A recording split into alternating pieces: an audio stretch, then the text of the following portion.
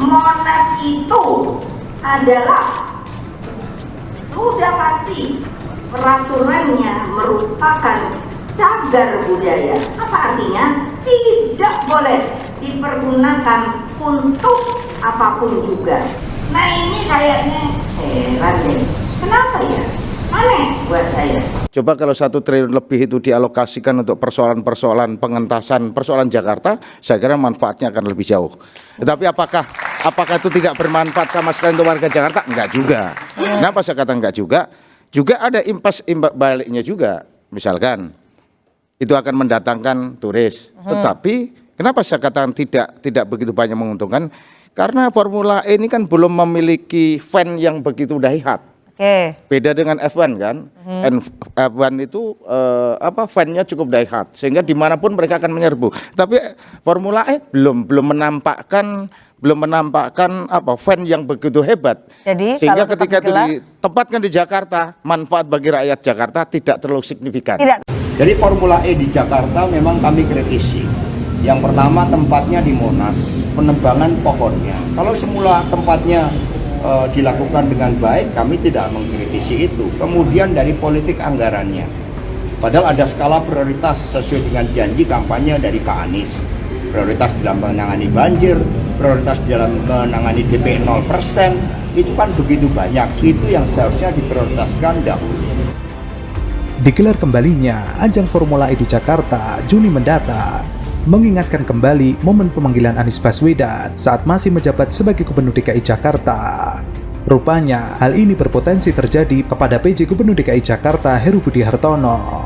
Hal itu diungkapkan Ketua Fraksi PDIP DPRD DKI Jakarta, Gembong Warsono. Ia menegaskan PDIP bisa saja mengusulkan interpelasi kepada Heru seperti yang terjadi pada Anies. Namun, banyak orang menduga pernyataan Gembong Warsono tersebut terucap karena ia tidak masuk dalam panitia Formula E. Seperti layaknya Ketua DPRD DKI Jakarta, Prasetyo Edi Marsudi.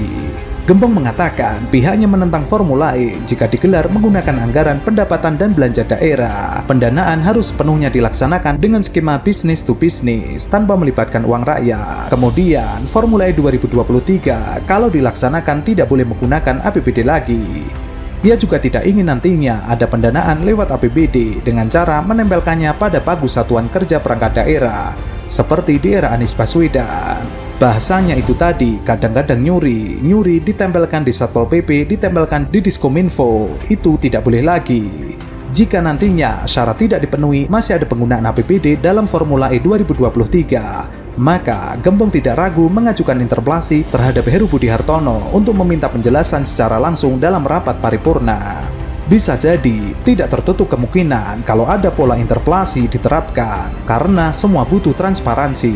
Itu semua uang rakyat. Kan kita juga tidak bisa membatasi hobi seseorang. Jadi harus dibedakan antara preferensi setiap orang di dalam menyalurkan hobinya dengan menjadi anggota ini misalnya, dan kemudian mengadakan suatu event yang namanya olahraga mobil tersebut. Tapi terkait dengan Formula E di Jakarta, itu dua hal yang berbeda.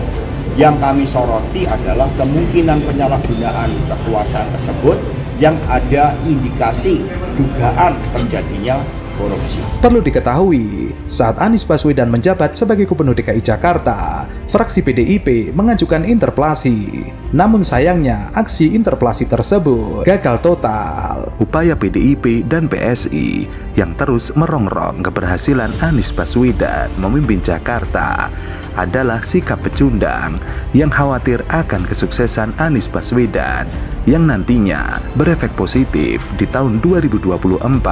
Salah satu pendukung setia Anies Baswedan, Kees Khalifah, mengatakan interpelasi itu muncul karena adanya seorang gubernur yang kinerjanya bagus, capaian-capaiannya terukur. Lalu ada dua partai yang sangat khawatir pada kesuksesan orang lain. Harusnya DPRD merupakan partner gubernur untuk memajukan Jakarta.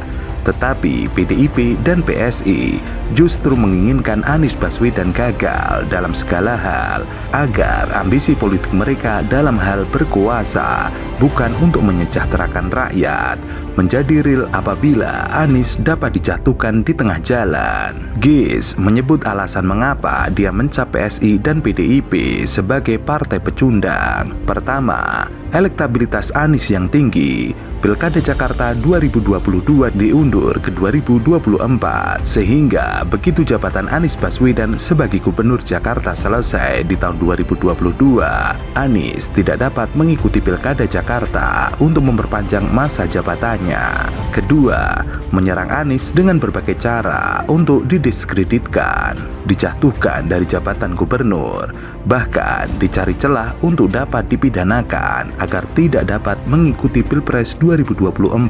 Cara-cara yang dilakukan adalah ciri bahwa mereka pecundang, bermental pengecut. Kalau berani bertarung saja di pilkada atau pilpres secara fair, jangan menanti demokrasi sambil mengkhianati demokrasi. Soal interpelasi Formula E, Gis yakin usulan PSI dan PDIP akan mentah di Badan Musyawarah DPR di DKI Jakarta karena 7 fraksi di lembaga legislatif itu menolak, di antaranya Golkar, PKS, Demokrat, dan PAN. Namun demikian, Gis mengaku kalau secara pribadi ia berterima kasih kepada para pendukung Jokowi dan Ahok yang selama ini sangat rajin menyerang, justru membuat elektabilitas Anies melejit. Di tangan Anies Baswedan, perempatan Senen yang dulunya dikenal sebagai kawasan yang semrawut dan rawan dengan kriminalitas, kini menjadi kawasan yang layak dijadikan destinasi wisata. Dan warga Kampung Akuarium yang digusur Ahok pada April 2016, kini sudah menjadi hunian baru berupa kampung susun. Ada beberapa hal yang mereka katakan. Pertama, sirkuitnya tidak ada. Ternyata sirkuitnya ada dan itu diancam. Kedua, seorang pecundang yang kuliahnya DO 2 kali mengatakan bahwa sirkuit ini tidak akan jadi. Ternyata sirkuit ini jadi. Bahkan dia datang kemari sambil ngangon kambing. Sepakat bahwa dana yang dipakai nanti mulai non APBD harus sepenuhnya swasta dari sponsor. Prasetyo Edy Marsudi akhirnya batal bergabung dengan Steering Committee Formula E 2023. Pras, sapaan karibnya, mengaku sibuk dan ingin fokus pada pekerjaannya sebagai Ketua DPRD DKI Jakarta. Ia mengaku dirinya sibuk, pekerjaan di DPRD DKI Jakarta padat. Sebentar lagi harus membahas APBD perubahan tahun 2023 yang harus tepat waktu. Politikus PDIP itu menyampaikan saat ini dirinya terus menggenjot sinergi dan koordinasi bersama pejabat Gubernur DKI Jakarta Heru Budi Hartono untuk mengakselerasi penuntasan masalah prioritas yang dihadapi di DKI Jakarta seperti banjir dan kemacetan. Karena itulah ia memutuskan tidak menjadi bagian dari jajaran SC Formula E. Selain itu, dirinya sedang berjuang menjaga ketahanan pangan untuk siap menghadapi ancaman resesi ekonomi. Perlu kerja-kerja nyata. Tetapi bagi anggota PD Perjuangan kan ada juga yang masuk di dalam organisasi Ikatan Motor Indonesia. Itu sejak dulu. Kan kita juga tidak bisa membatasi hobi seseorang. Jadi harus dibedakan antara preferensi setiap orang di dalam menyalurkan hobinya dengan menjadi anggota ini misalnya, dan kemudian mengadakan suatu event olahraga mobil tersebut, tapi terkait dengan Formula E di Jakarta itu dua hal yang berbeda. Yang kami soroti adalah kemungkinan penyalahgunaan kekuasaan tersebut yang ada indikasi dugaan terjadinya korupsi. Sebelumnya, Ketua Steering Committee Formula E Jakarta Bambang Susatyo mengumumkan susunan kepanitiaan Formula E Jakarta 2023. Diketahui, ajang balap mobil listrik musim kedua di Jakarta bakal digelar selama 2 hari, yakni 3-4 Juni 2023. Jejak Prasetyo Edy Marsudi dalam pagelaran Formula E bisa dilihat kembali. Prasetyo Edy Marsudi kerap menolak Formula E, namun kini semuanya berbalik 180 derajat. Dulu Prasetyo Edy Marsudi tampak tidak suka saat Anies telah menyelesaikan sirkuit Formula E.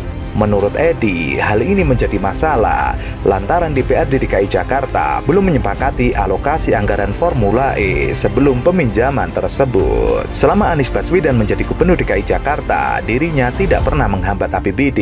Tapi kalau tidak benar, emang dia siapa? Dia sama dipilih oleh rakyat seperti saya, kata Edi Marsudi. Sebelumnya, Dinas Pemuda dan Olahraga DKI Jakarta meminjam uang 180 miliar ke Bank DKI pada tahun 2019.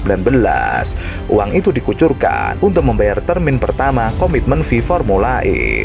Anies sendiri yang menerbitkan surat kuasa untuk Kepala Dispora DKI Jakarta Ahmad Firdaus agar meminjam uang kepada Bank DKI Jakarta. Prasetyo memaparkan dirinya memang menyetujui anggaran kegiatan Formula E pada 2019.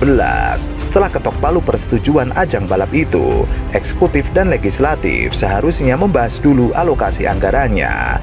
Anggaran belum jalan, tiba-tiba namanya Dispora nyelonong melalui perintah gubernur pinjam uang 180 miliar. Itu masalah. Prasetyo menyatakan masalah tersebut harus dibereskan dalam interpelasi Formula E.